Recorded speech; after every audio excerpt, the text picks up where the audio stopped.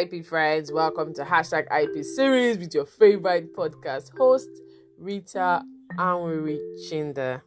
If this is your first time listening to my podcast, I just want to say you're welcome and thank you for making out the time to listen to my podcast where we talk about everything intellectual property from copyright, trademark, patent, industrial design, trade secret, plant variety, and geographical indication. So, as for my returning listeners, I just want to let you guys know that I love you guys. I appreciate you guys. I see the favorite you guys are doing on Anchor. I see the subscription button being clicked on other platforms. I see my plays and I'm grateful, and I want to say thank you guys for, always coming through for me.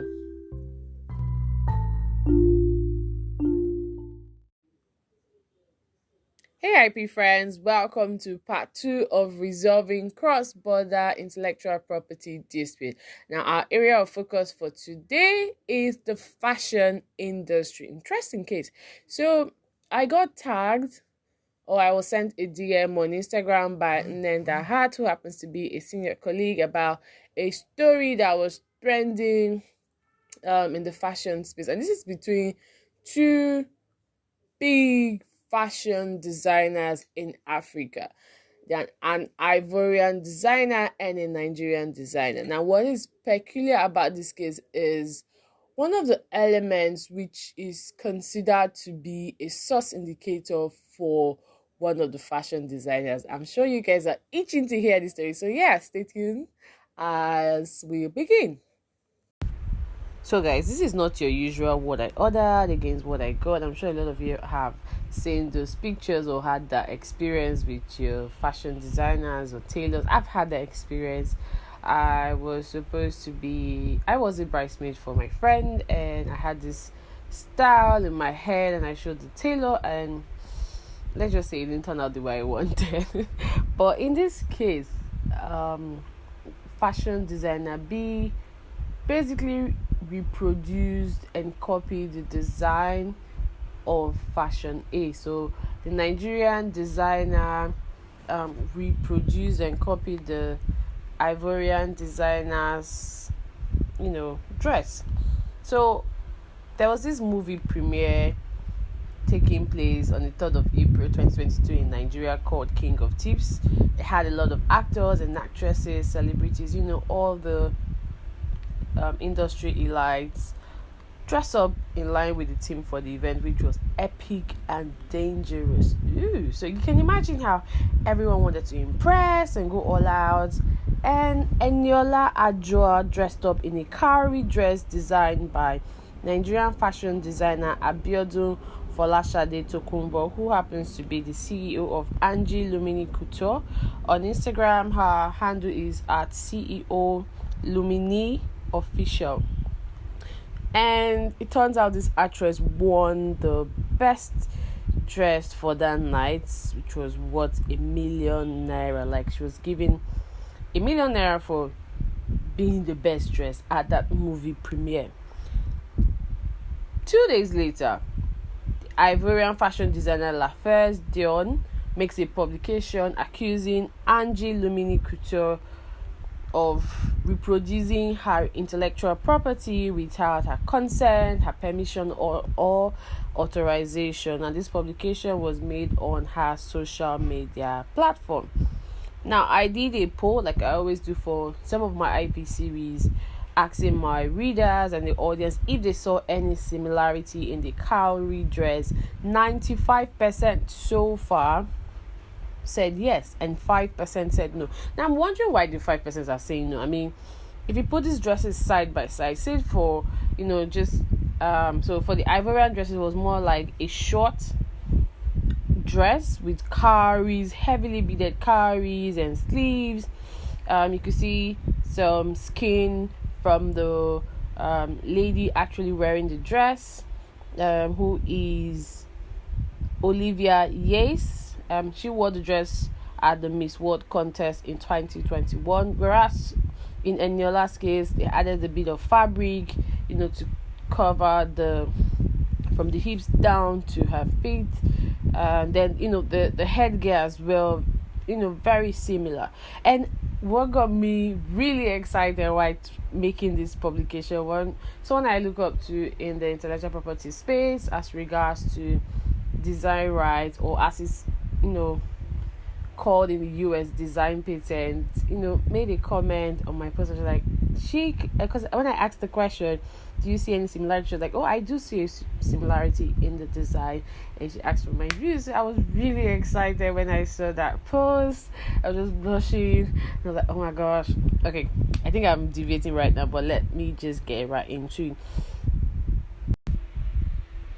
According to Lafalaise Don, who became very popular in 2018 because of her creation in promoting cowries and African spirituality. She also did a collaboration with Beyonce in one of her videos, and also this dress which she made for Olivia Yes for the Miss World contest actually went viral last year in November.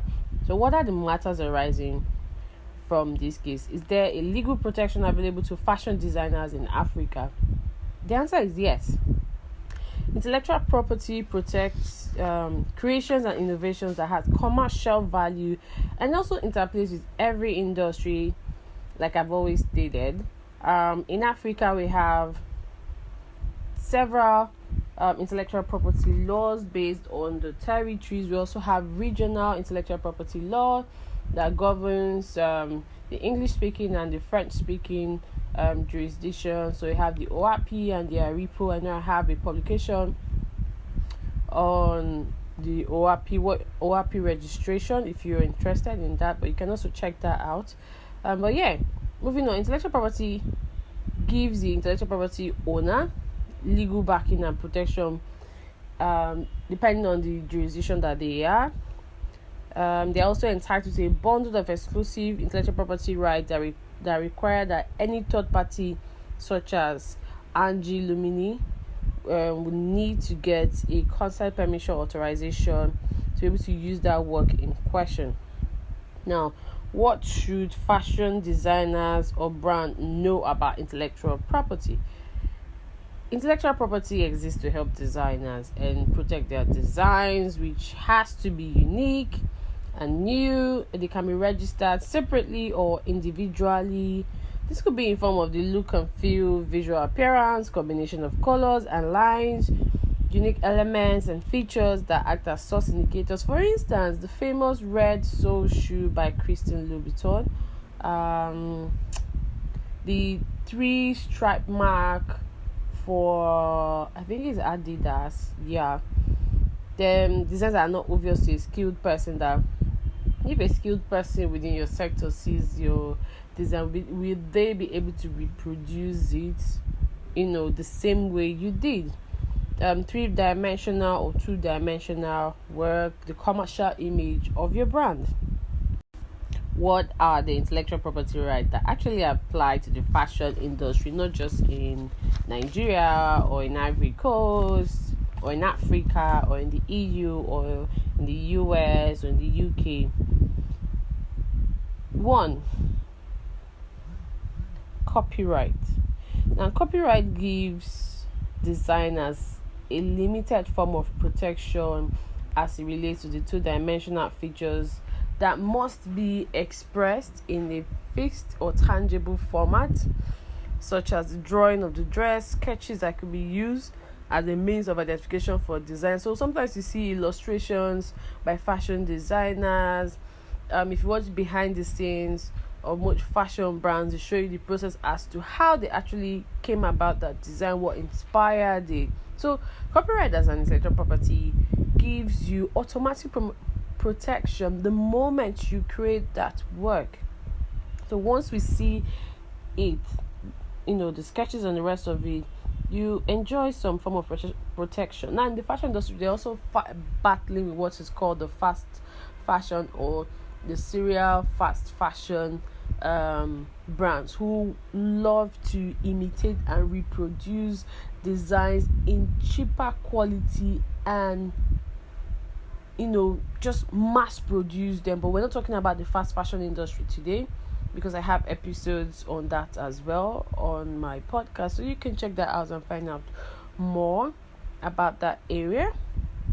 Next intellectual property on the list is trademark. Trademark, as we know, is a source indicator for brands, which has to be distinctive enough to be able to help the consumers find or locate or differentiate brand A to brand B.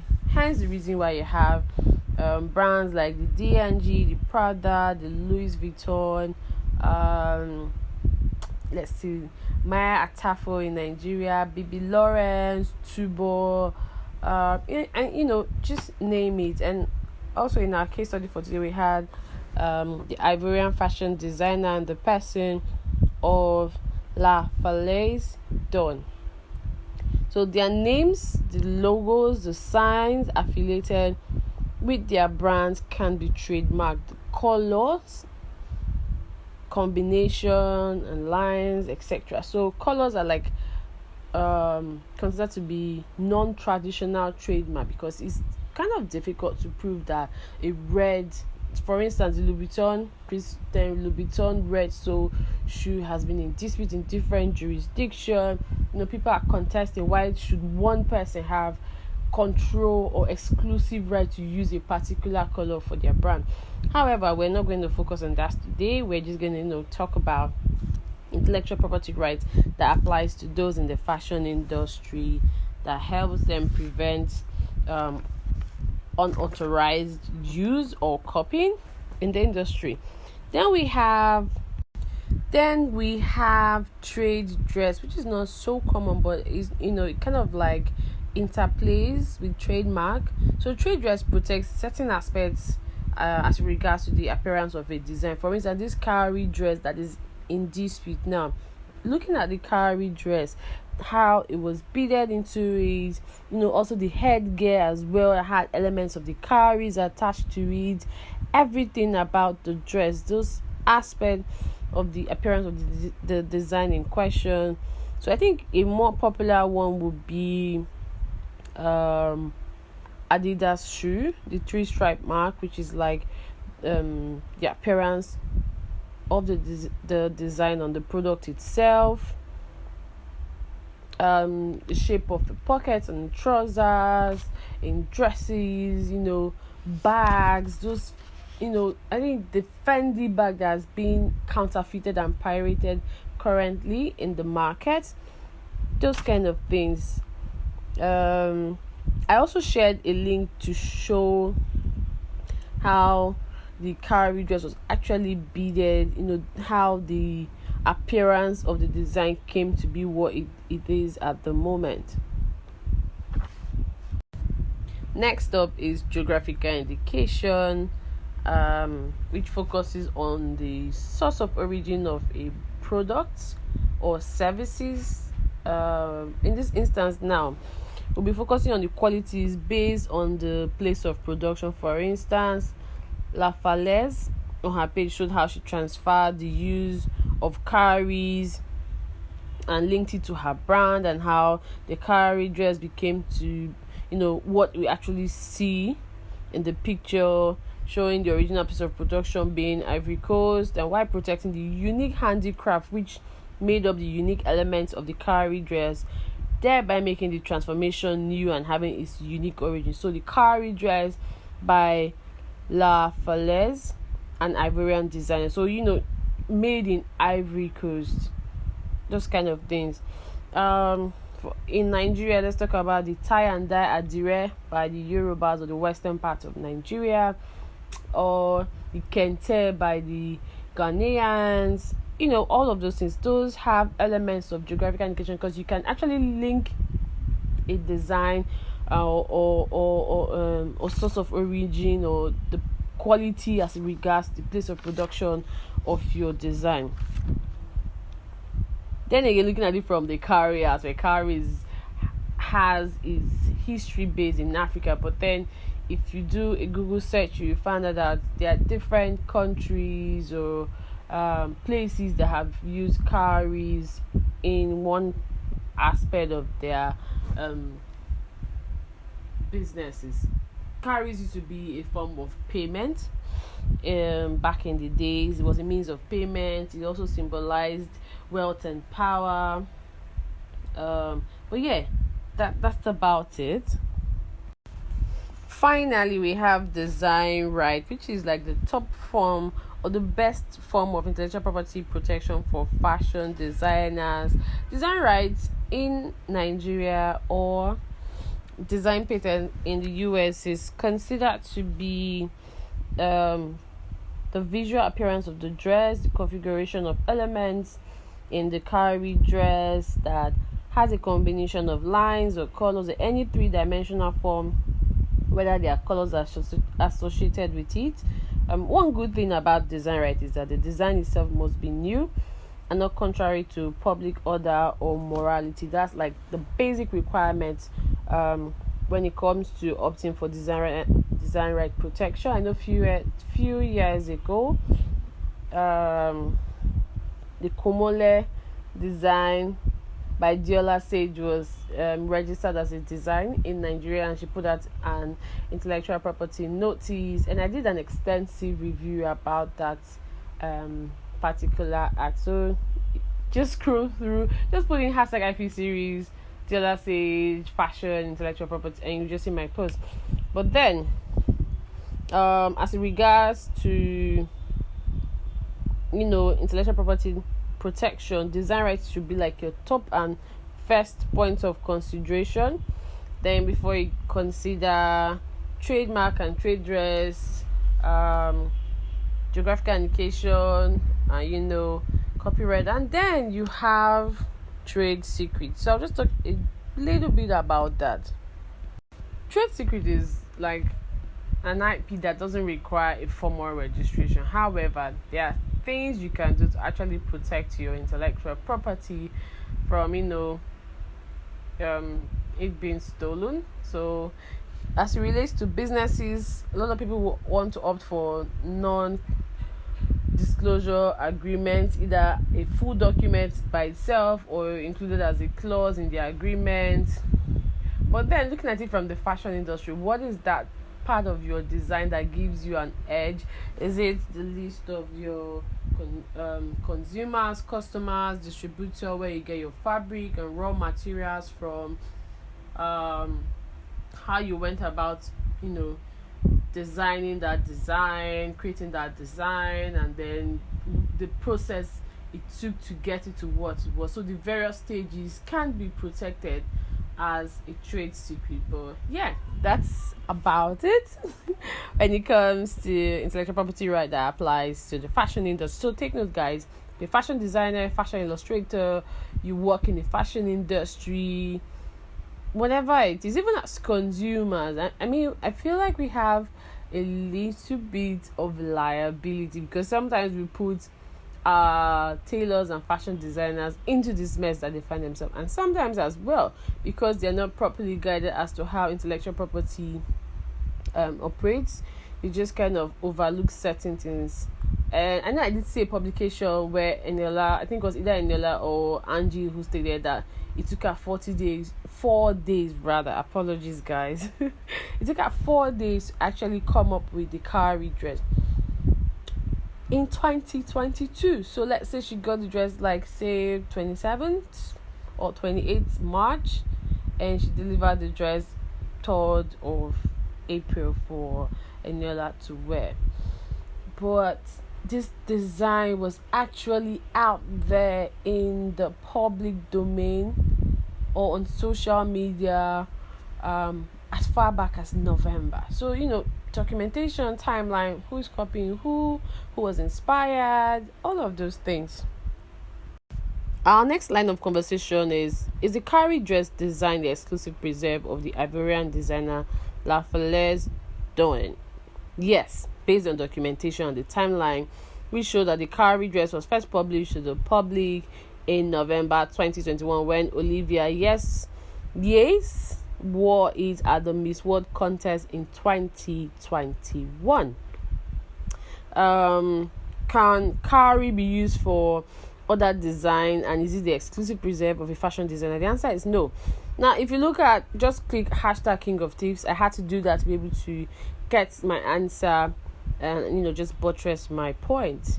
So there are a couple of other artists, actors, and celebrities who wore Kari inspired dress. So I saw someone had a Kari eyeglasses, and it was so pretty. And I was like, oh my gosh, we have amazing designers, people that are actually thinking outside the box. Then we had Kiki's jumpsuits. We had a little bit of Karis on it with an elaborated sleeves. Then we had another male actor who had like a two-piece suit with Karis on the suit itself. And then there was a fringe like Kari piece that had a little bit element of the Kari dress that is currently in this week. But I guess why the Eniola's dress kind of stood out was the way it was shaped, the beading and how it was placed on the dress itself.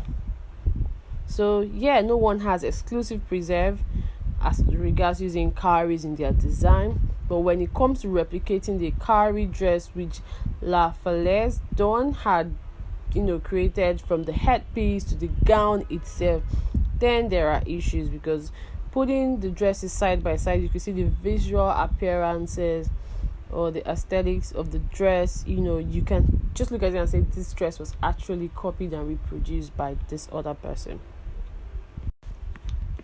So because our conversation is focused on the African fashion industry, in highlighting two countries like the Ivory Coast and Nigeria, since we know that intellectual property is territorial in nature, what does it really take to actually protect your fashion design in these countries?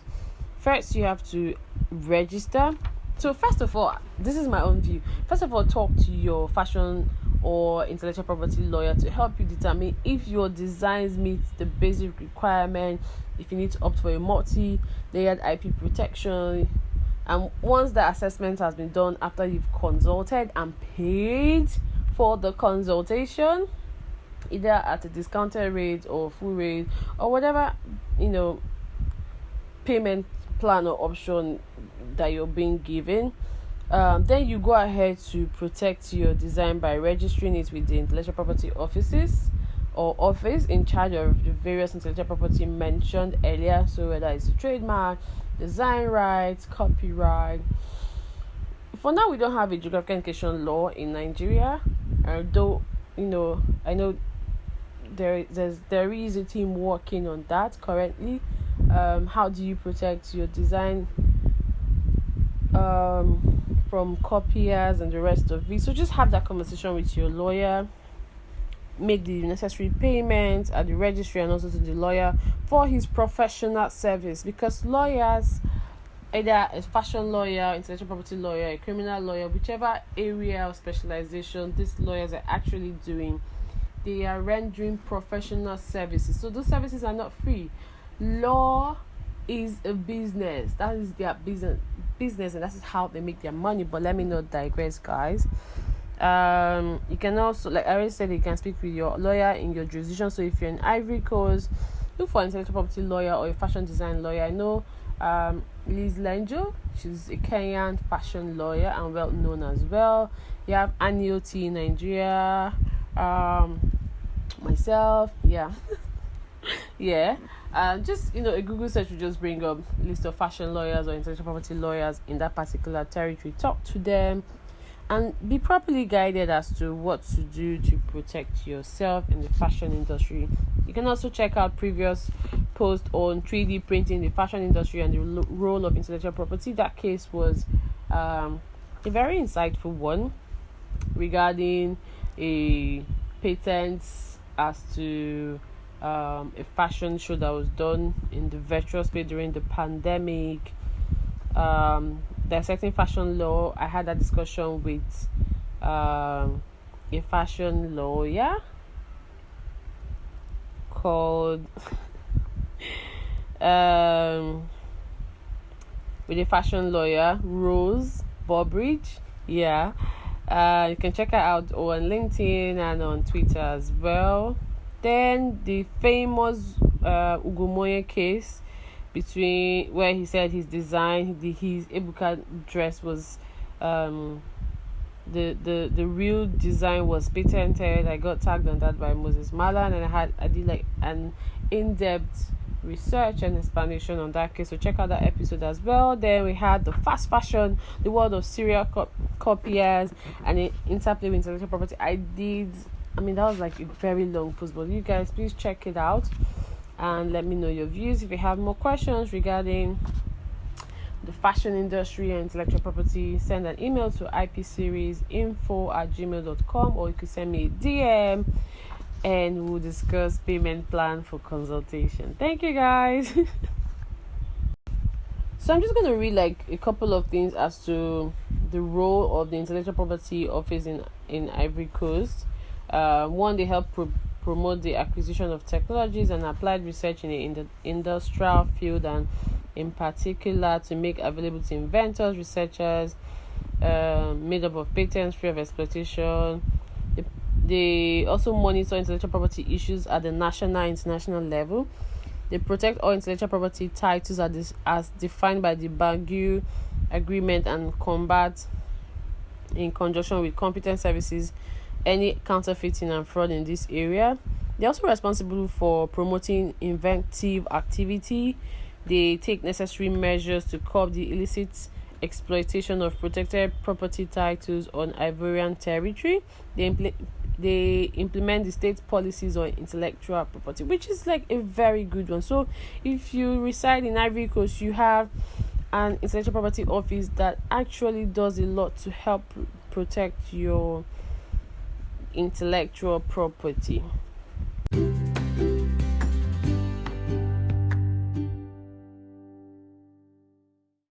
So I don't know if we have been taking hints, but I did mention that this cowrie design has an element of handiwork or handmade production process. So I'm just going to talk about intellectual property protection for handmade fashion apparels or designs.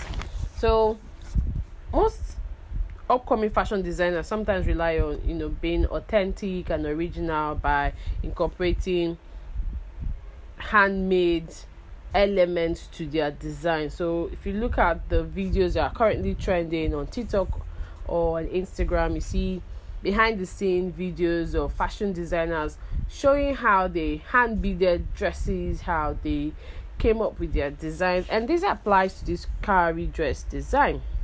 Now, IP protection for handmade fashion clothing involves where no machine is required to actually make the dress. So if you look at the link I had shared on Twitter, where Lafalaise Don had shared the behind the scene of how the fashion dress was being made, how the cowries were being hand beaded by, I think there are about 4 apprentices on, like, sitting on a round table, and then working on the design.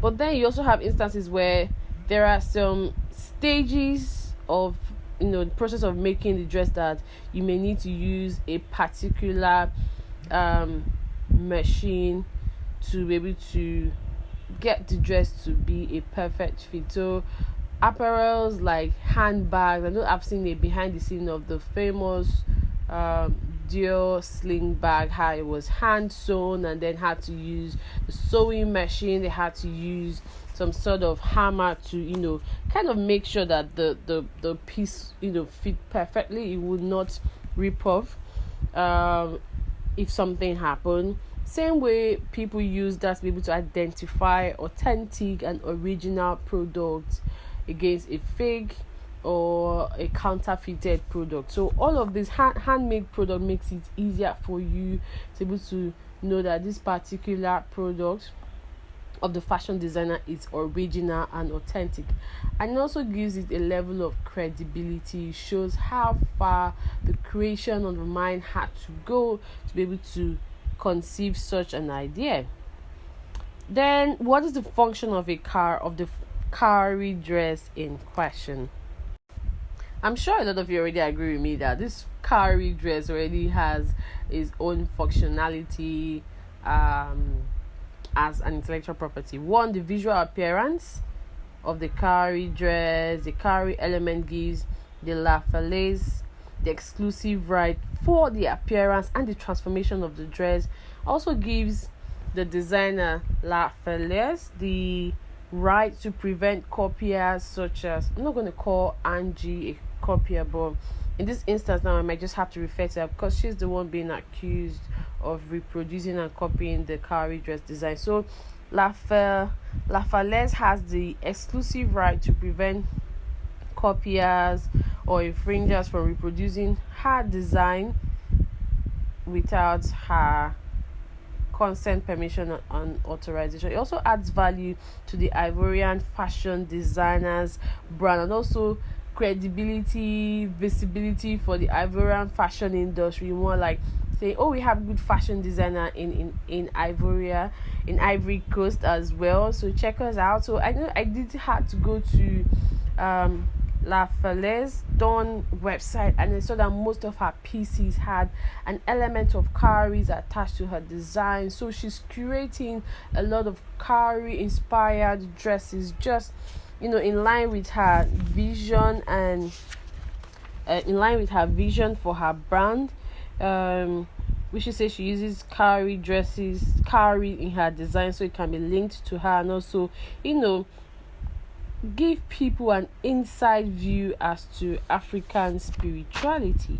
Then it also protects, and the functionality of the cowrie dress protects certain elements of the design, such as how the cowries were beaded into the dress and also into the headpiece as well. I think I keep forgetting to mention that the headpiece was also part of this cowrie dress collection. So from the headpiece down to the dress itself, which also Enyola's fashion designer Anjy reproduced or emulated while producing this dress.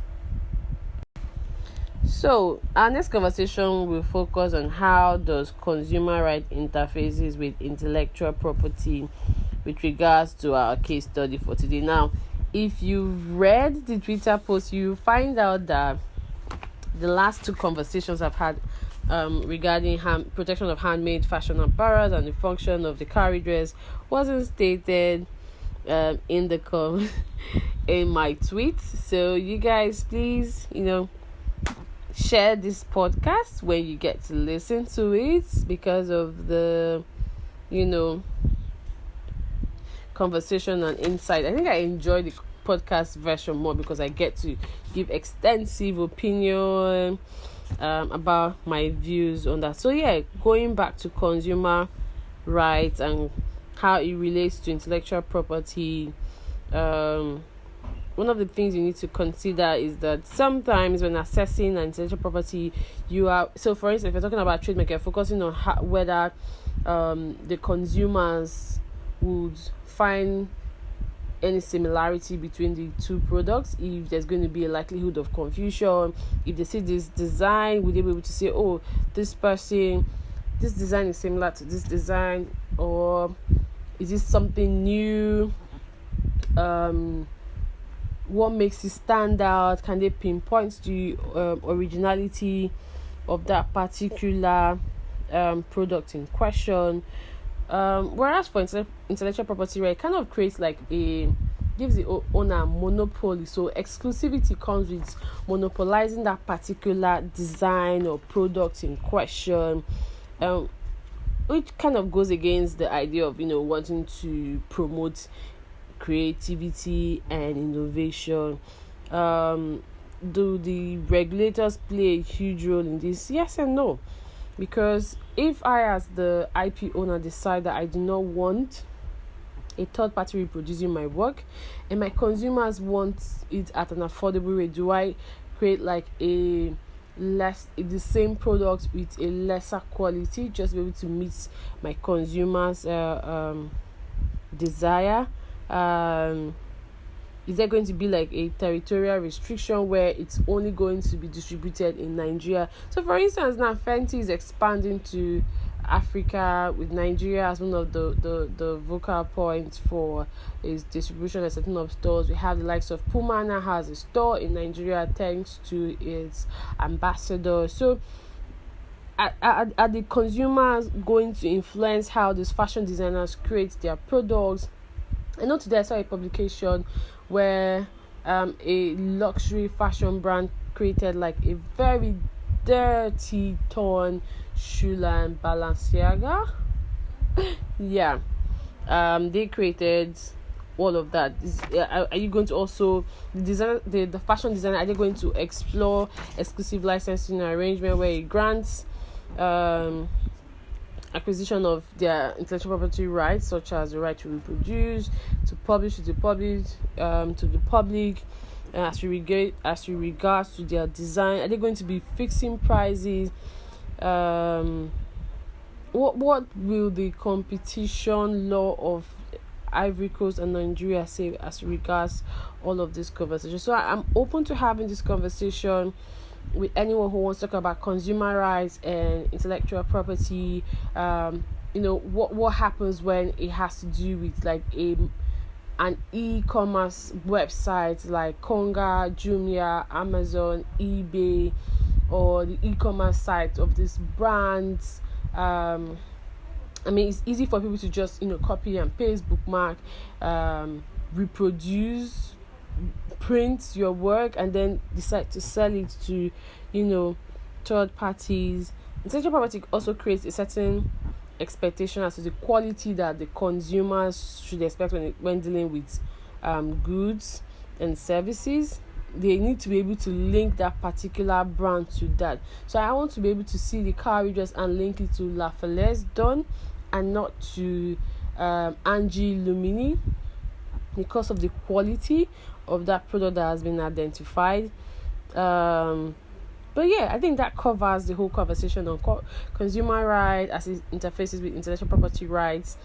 Not just necessarily focus on this particular dispute, but also generally, do we have a good IP system and enforcement procedure as in relation to this conversation? So yeah, if you want an in-depth conversation or a special podcast episode or a newsletter version, do let me know as well, guys. Another interesting conversation I'll be talking about is how can fashion designers build their intellectual property portfolio. One, you need to work on your goodwill and reputation, especially in this digital era of cancel culture, where an upset consumer can decide to do like a trail, and next thing, hashtag is springing up, you're trending on all social media platforms, conversations are being had, you're trolled, you may be defamed, a lot of conversation might come up, and it might kind of affect your mental health. But yeah, your goodwill reputation in respect to how your design was created. And yeah, for this particular case, Lafalaise Don already had a good reputation, having collaborated with one of the biggest musical artists in the world, Beyonce, and that kind of gave her credibility, visibility, and projected her and put her out there in the fashion space, where she got the opportunity to now do this cowrie design that Olivia bodied at the Miss World Contest 2021. If you look at that dress on Olivia, you're going to be like, whoa, she really bodied that. What really inspired this designer to do this? So your goodwill can come in handy when someone decides to infringe your work. Then you need to consider commercialization options, from licensing to building a franchise. So for instance, let's take a look at luxury brands like the Fendi, the Louis Vuitton, the Gucci and Armani, the Pradas, high street brands like Topshop, Sophia Webster, and a whole lot of others. I think in Nigeria we have a couple of fashion designers who have kind of put their names out there, from creating ready to wear brands. Thanks to TikTok and Instagram reels, you see a lot of fashion designers coming out from the Nigerian industry, from the African continent.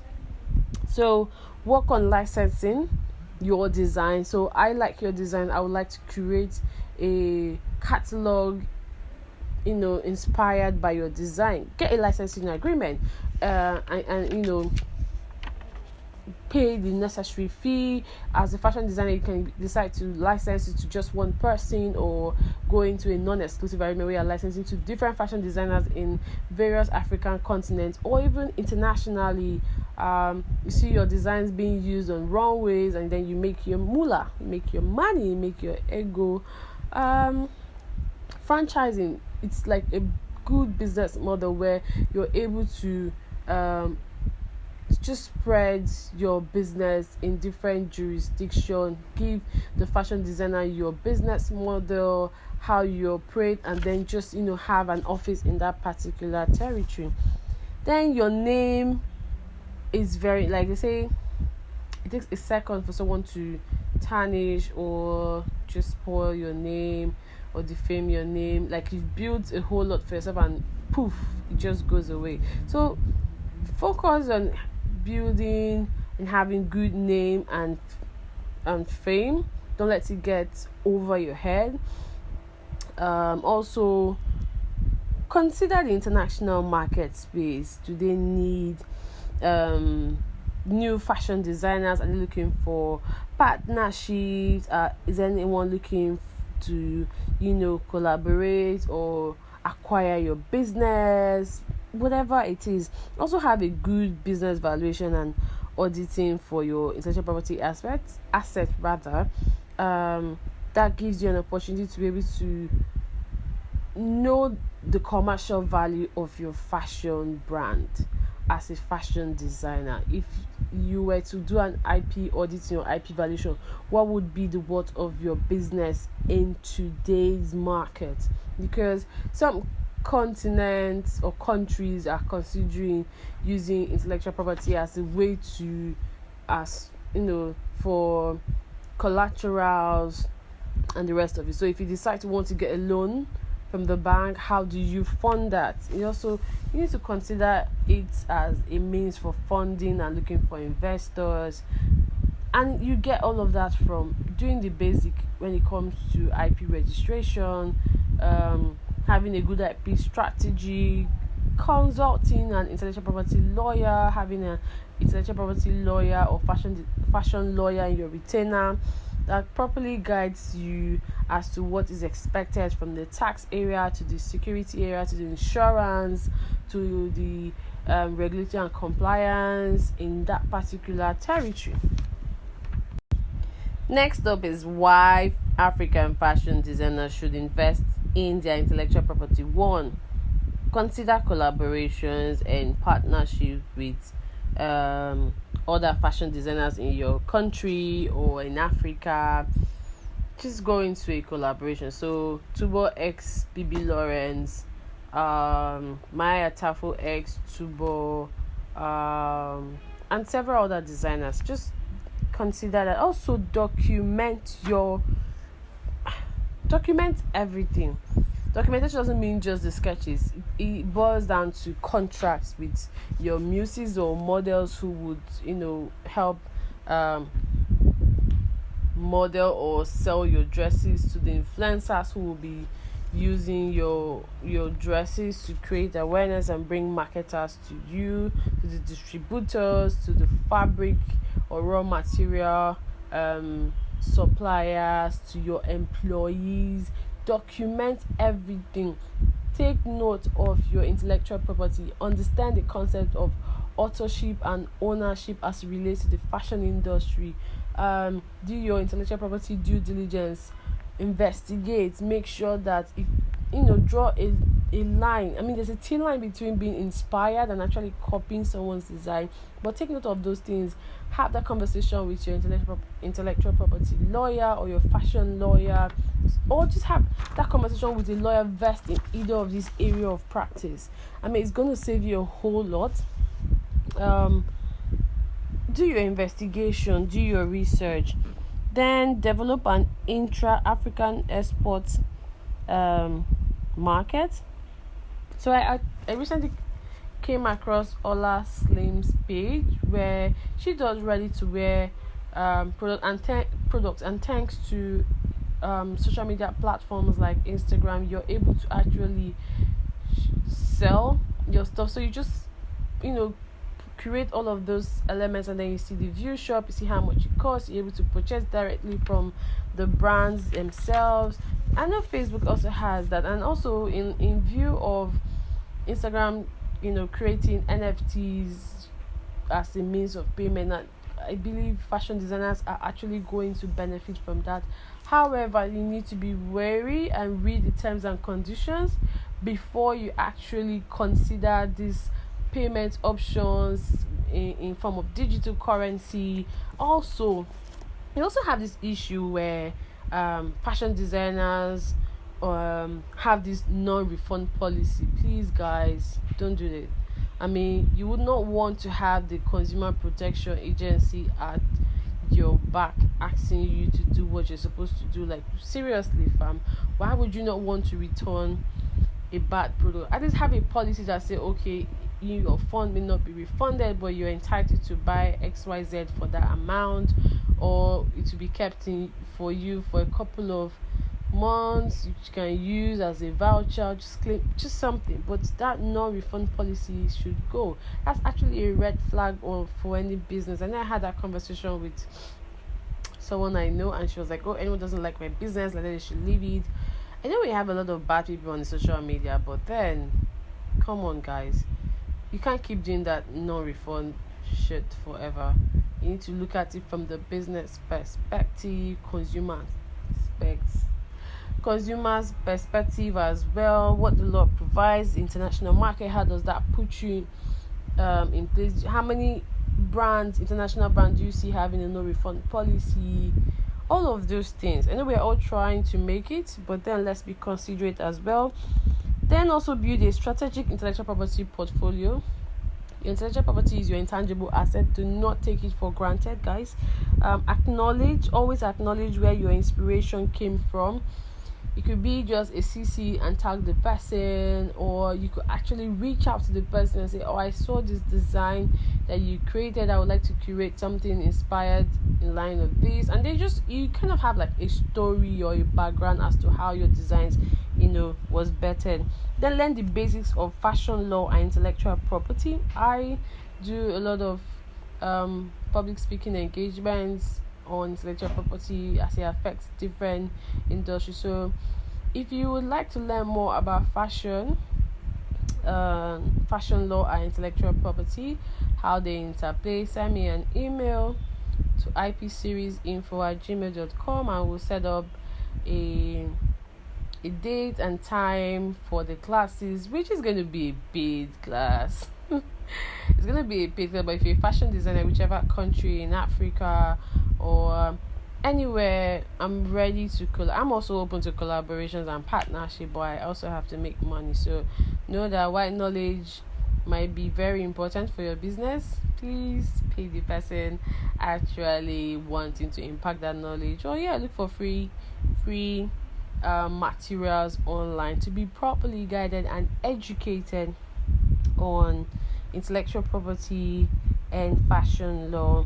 Then we also need the help of government. We need to have that conversation, show the government why they need to start taking showing interest in this area. We need to start showing our cultural fashion elements, putting it out there, projecting our fashion brands, trying to make sure that we are also in the top 20 or top 50 luxury brand or high street brands or fashion brands, or if you're talking of fashion designers, we should have more Africans on that list. But that covers the conversation on why fashion or African fashion designers should invest in their intellectual property. Have that conversation, set up associations, have a community, speak in one voice, interact with the government, the relevant stakeholders, have a lawyer on your retainer for consultation and advice, someone that will probably just guide you guys on that. And we're wrapping up in a couple of minutes.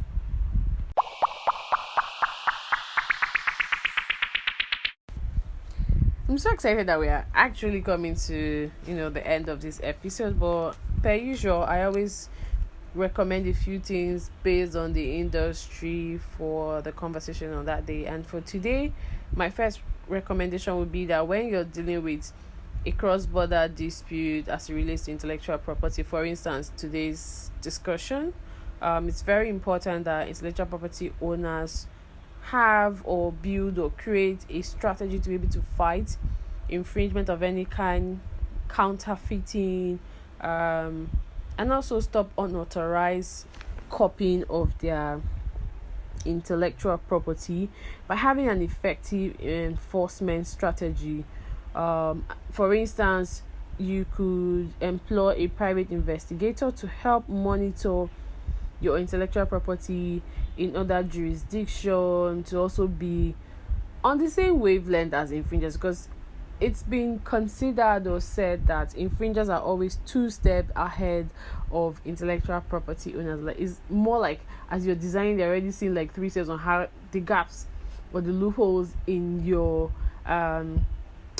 portfolio that they could exploit or pass off.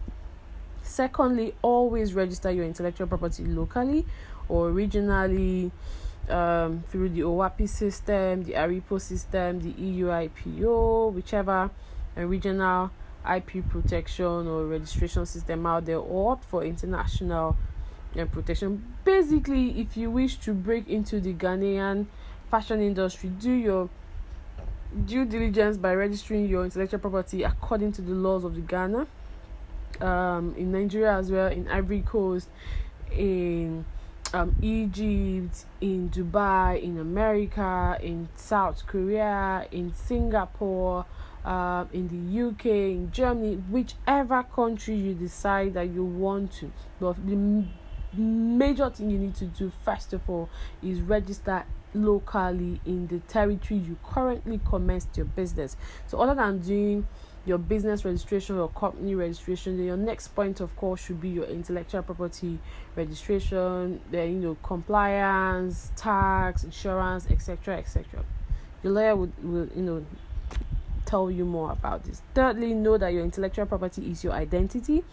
Create a distinctive mark or product that can be linked to your product. For instance, the Ivorian designer Lafalaise Don has created her identity by using the cowries in all of her design, not just for this cowrie dress. Just check out her website, you see that most of her fashion pieces have elements of cowries in it, but this particular cowrie dress, from the headgear up onto the dress itself, is what is currently in dispute. Protect the confidential information of your brand. Create new or original authentic design.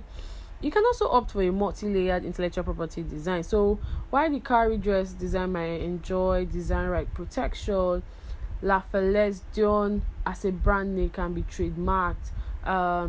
The process to which the cowrie dress was created, hand beaded, and the concept note for the design can enjoy copyright protection, trade secret protection. Made in ivory is a GI, geographical indication, so it kind of gives people link. You have these elements that link all of this to you as the IP owner. Have a fashion and intellectual property lawyer on your retainer. I've been repeating this, I guess, throughout the episode of throughout this episode. Basically, before accusing someone of intellectual property infringement, know the difference between infringement of your intellectual property, such as the right to reproduce, to publish to the public, to lease, to use elements of it in a cinematographic work, all of that, and also infringement for any of the intellectual property acts of infringement. What is considered to be an act of infringement in your country, as it relates to copyright, trademark, patent, industrial design, or design patent, as the case may be. Just your lawyer will guide you on this, guys. I know we live in an era of social media collab, but that's not, that won't solve anything. So once you're able to differentiate this, you're good to go. Then if you have a website, take note of the policies, the terms of use, the cookie policies, the privacy policies, what are your refund policies, if any, just IP policy, anything on your website that's going to give you some sort of credibility in this e-commerce era, where it's easy for people to just sit at the comfort of their own home, go to the website, click on purchase and expect delivery. How do you deal with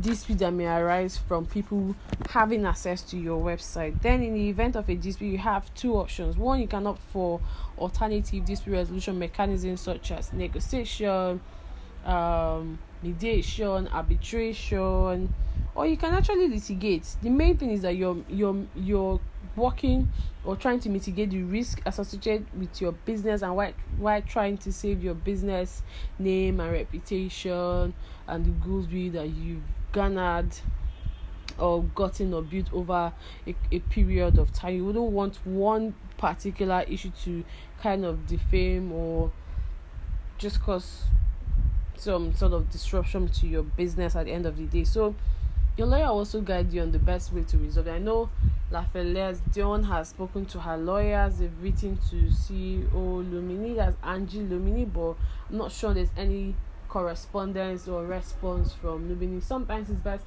the best way to approach this, as from the lawyer perspective, is let it be time bound. So you're giving the person 2 weeks to respond, or you take legal actions. But first, write to the person, reach out to the person, have a discussion, try to mitigate those. So you have to have like a good project management experience or skill in trying to resolve this issue. Talk to them, write to them, a cease and desist letter, just something. Start up the dispute resolution conversation.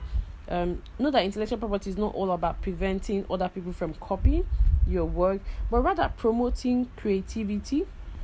We need good government policy to be able to boost the raw material industry, the textile industry, and the garment sector industry. So those elements that makes up a fashion industry, or contributes to us or fashion designers having like the finished product as it relates to their designs and collection. Then there should be more funding for African fashion designers. We want to see more collaborations. Fashion designers should create strategies to be able to fight passing off. So someone saying, "Oh, this Kari dress was actually made by Lafalaise Don," when in truth or in reality it wasn't. Would not want to see a counterfeited or pirated or lower quality or cheaper version of the Kari dresses or any other fashion dress in the market. And also create strategies to prevent infringement. I already mentioned that earlier when I talked about incorporating or considering having a private investigator. You can also have law firms or intellectual property lawyers act as to help you monitor your brand in their territory. Is there an infringer? Is someone copying my design? Someone using my intellectual property without my consent? All of those things. You need to be proactive as an intellectual property user. And so we've come to the end of today's episode, guys. I hope you learned something. Please let me know in the comment section if you actually learned something, and what are your views with regards to this case. So it's goodbye from me to my listeners. Thank you guys for listening to me talk about this interesting case, and also share my thoughts and views about the fashion industry and how it interplays with intellectual property. Please note that this is not a legal advice. Seriously, this is not a legal advice. This is just my first thoughts about the case, and also wanting to shed light on how intellectual property basically affects the fashion industry. So if you're a fashion designer, talk to me. for a fee. But yeah, thank you guys and see you in the next episode. Cheers. Bye.